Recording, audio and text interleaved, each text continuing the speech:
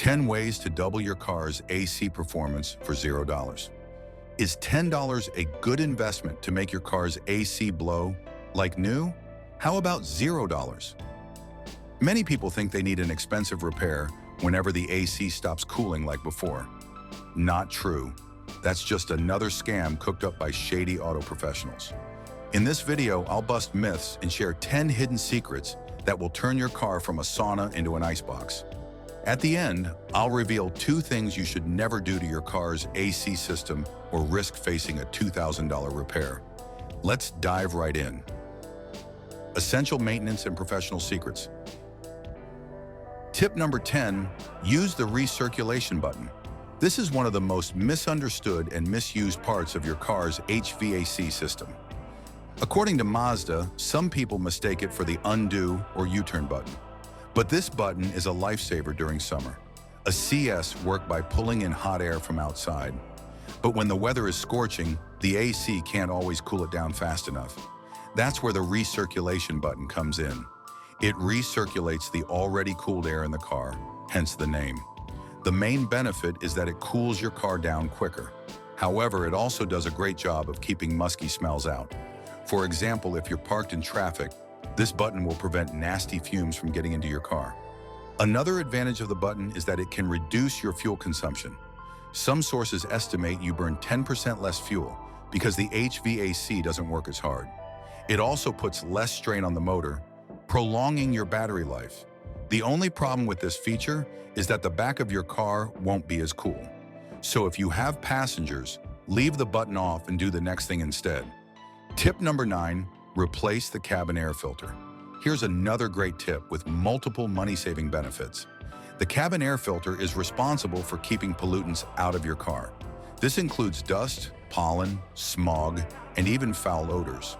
The cabin air filter also catches leaf particles and small pebbles. As a result, it gets dirty fairly quickly. When that happens, the AC has to work much harder to cool.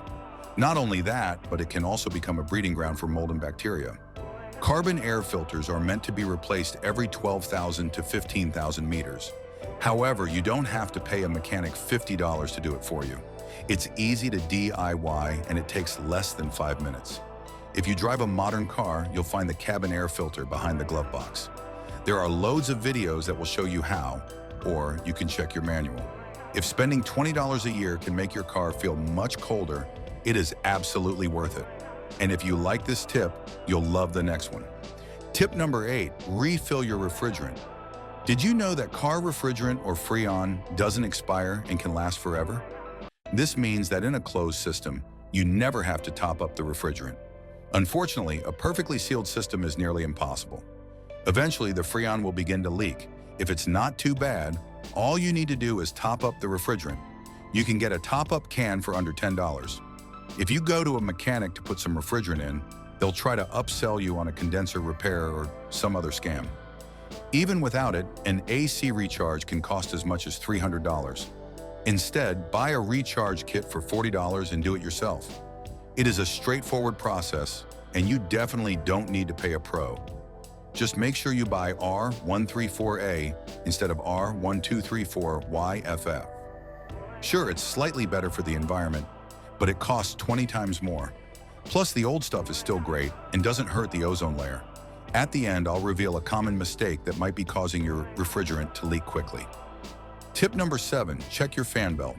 If you drive a high-mileage car, this tip alone can save you up to $2,000 in AC repairs. That's because the fan belt connects the compressor to the engine. If your fan belt starts slipping, the compressor won't rotate at the right speed. This will not only prevent it from helping your car keep cool, but it could also overheat and fail. To prevent this costly repair, inspect your fan belt or serpentine belt on occasion. Look for cracks on the surface of the belt. If the belt appears slack, is slipping, or is squealing, it's time for a new one. A new fan belt costs under $65, which is nothing compared to a new compressor. Tip number 6, remove dirt from the condenser. Like a typical air conditioner, your car's AC works by turning hot air into cold air. The condenser is critical to that process. It removes hot air from the refrigerant so that your car stays cool. If your condenser isn't doing its job, it might be damaged. However, more than likely, it's just dirty. Because it is situated at the front of the car in front of the fans, a lot of debris and bugs get sucked into it. When this happens, the heat from the condenser causes the bugs to melt on it. This prevents the condenser from properly dissipating heat. Not only will this prevent your car from being cool, but it could also force the compressor to work overtime. If your compressor gives out, you're looking at an average repair bill of $1,200. To prevent this, you'll need a pressure hose and a brush. Let the car cool off for a few minutes before you clean it. You don't want your skin touching that hot metal. At medium pressure, blast off as much dirt as you can. Then use the brush to get rid of any bugs or stubborn bits. Once you're done, leave the condenser to dry off completely before you drive it again. Your AC will be noticeably cooler after this, but there's still some more cleaning to be done. Tip number 5, let the hot air out. One popular myth that might be costing you hundreds of dollars is pre-cooling. It's a hot day, so you turn on the car AC for about 10 to 15 minutes before you drive so that it gets cold. While this does work, it's not very efficient. It puts unnecessary strain on your compressor and your fuel consumption goes up. The AC uses roughly half a gallon of fuel for every hour it idles. The better option is to get into your car, switch on the AC to the lowest setting, and roll all the windows down. Leave the windows down for about 15 seconds, which is how long it takes for the AC to kick in. Next, crank the fan speed up to the highest. Once the car begins to cool, roll up the front windows quickly. Raise the rear windows up, but leave a bit of space. After another 15 seconds, you can then close them completely. Tip number 4, check your coolant. In a weird twist of fate, coolant doesn't make your car cool.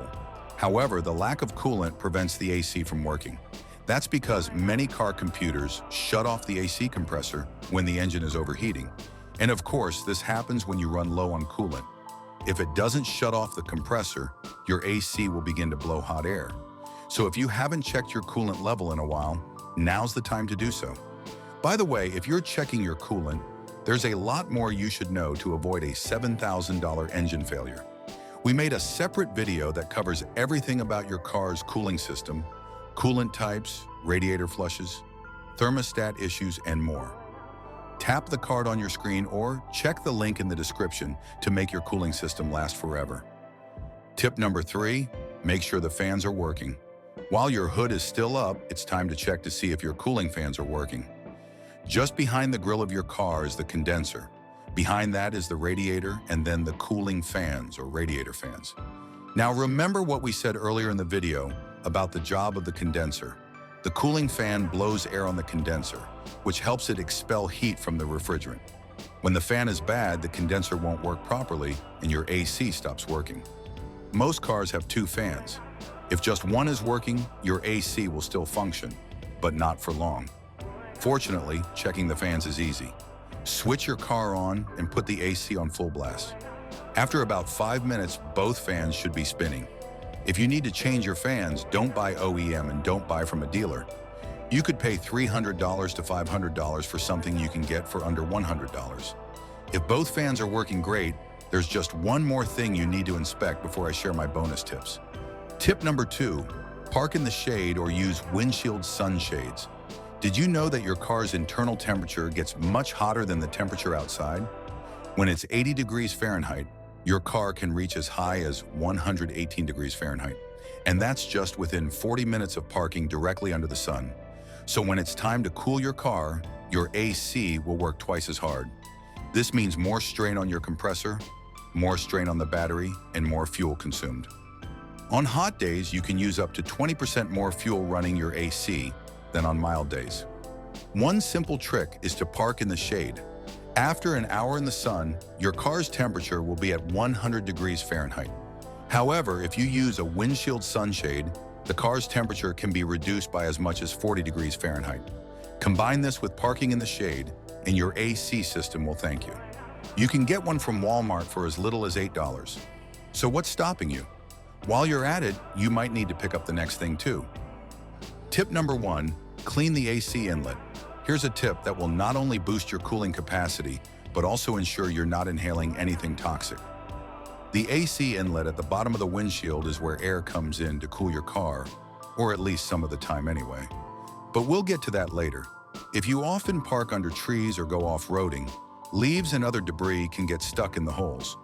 Unless you clean this often, this dirt will attract moisture. And guess what happens in damp, dark places? That's right.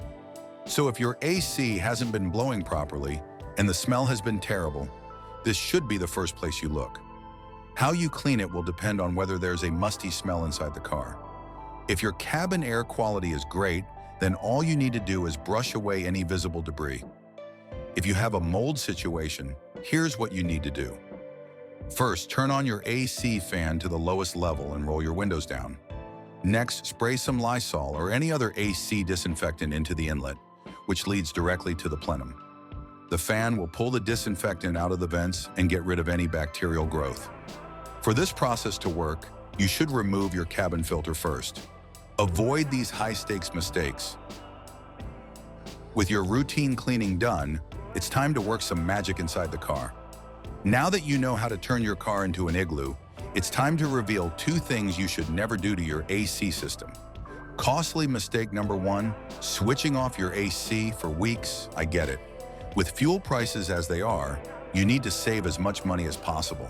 And the AC is an easy way to do so. That's why many drivers roll their windows down even when it's scorching. However, while this will save you a few dollars every week, it could lead to costly repairs. For starters, not using the AC will cause seals to dry and leak. But what's worse is that the compressor could begin to corrode because the metal parts inside are idle. So whether it's summer or winter, use your AC for at least a few minutes every week. Costly mistake number two, stop pointing the vents directly at you. If you want to maximize your AC, don't point the blowers directly at you. While it will cool your face quicker, it takes longer to circulate around the car, which wastes fuel. In addition, the cold air will dry your skin and your throat, which isn't great. For optimal performance, point the side vents towards the windows and the central vents towards the roof. By following these tips, your car will be cooler, use less fuel, and you'll prevent costly repairs. Your cabin air quality will also be much better, which will prevent bacteria growth and your passengers from getting sick. If you enjoyed this video, there's plenty more where that came from. Hit the like and subscribe button for more great content.